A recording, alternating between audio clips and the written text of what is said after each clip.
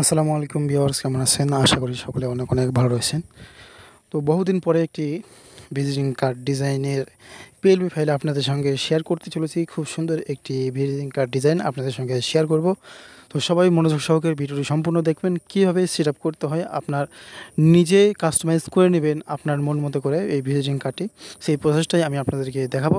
তো দেখতে পাচ্ছেন এটা কিন্তু ফ্রন্ট সাইড, আর আমি ব্যাক সাইড রেখেছি এখানে। তো এখানে এটা ব্যাক সাইড, কিন্তু ব্যাক সাইড রেখেছি, খুব সুন্দর দেখাচ্ছে। দেখেন ডিজাইনটা খুব সুন্দর। তো আপনারা যদি এই ডিজাইন আর কি পিএলপি ফাইলটা যদি নিতে চান, তাহলে অবশ্যই ভিডিও জুড়ে 6 সংখ্যার একটি পাসওয়ার্ড থাকবে। সেই 6 সংখ্যার পাসওয়ার্ড দিয়ে আপনারা এই পিএলপি ফাইলটি আনলক করতে হবে কিন্তু আপনাদেরকে। তো চলুন বেশি দেরি না করে ভিডিও শুরু করা যাক। তো সর্বপ্রথম আমরা এই ভিজিটিং কার্ড ডিজাইনের পিএলপি ফাইলটা এখানে নিয়ে আসবো। নিয়ে আসার পরে পিক্সেল অ্যাপ ওপেন করবেন। তো নিয়ে আসার পরে আমরা সর্বপ্রথম প্লাস এখানে ক্লিক করব, ফ্রম গ্যালারিতে চলে যাব। ফ্রম গ্যালারিতে চলে যাওয়ার পরে এখান থেকে আপনারা নিজের একটা লোগো নিয়ে আসবেন। এখানে লোগো নিয়ে আসার পরে এখানে দেখতে পাচ্ছেন এই জায়গাতেও দিতে পারেন, বা আপনারা এই জায়গা এরকমভাবে ছোটো করেও দিতে পারেন। তো এখানে একটা ছোটো করে দেই,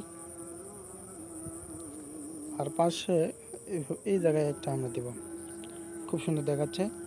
তো এইভাবে নেওয়ার পরে এখানে আপনাদের ওয়েবসাইট, ফেসবুক পেজ অথবা ফেসবুক আইডি প্রোফাইল বা বিভিন্ন সাইটের আপনারা এখানে লিঙ্কটা এখানে লিখে পেস্ট করে দিতে পারেন। তো আমি আমার ইউটিউব চ্যানেলের ইউআরএলটা এখানে দিয়ে রেখেছি, আপনারা কাস্টমাইজ করে নিতে পারবেন। ঠিক আছে, কোনো সমস্যা নাই। তো এরপরে আমরা এখান থেকে শেয়ার অপশন ক্লিক করে জেপিজি থেকে আমরা পিএনজিতে ক্লিক করব। এরপরে আমরা এখানে কাস্টমে ক্লিক করার পরে আলট্রা সিলেক্ট করব। এরপর আমরা সেভ টু গ্যালারিতে নিয়ে যাব। বাস, এটার কাজ শেষ। এরপরে আমরা এখানে যেই ব্যাক সাইডটা রয়েছে, ব্যাক সাইডে ক্লিক করব। তো এখানে ব্যাক সাইডে আসার পরে আমরা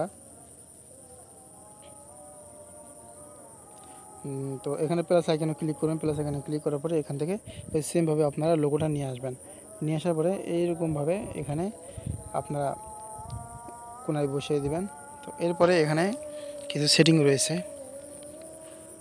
তো এখানে লার্ন মোবাইল গ্রাফিক্স আইটি এখানে যে রয়েছে, এখানে আপনার প্রতিষ্ঠানের নামটা লিখে দিবেন। এখানে আপনারা এটা এখান থেকে এইভাবে আনলক করে এখান থেকে আপনারা কিন্তু সহজেই নিজের নাম বসিয়ে দিতে পারবেন।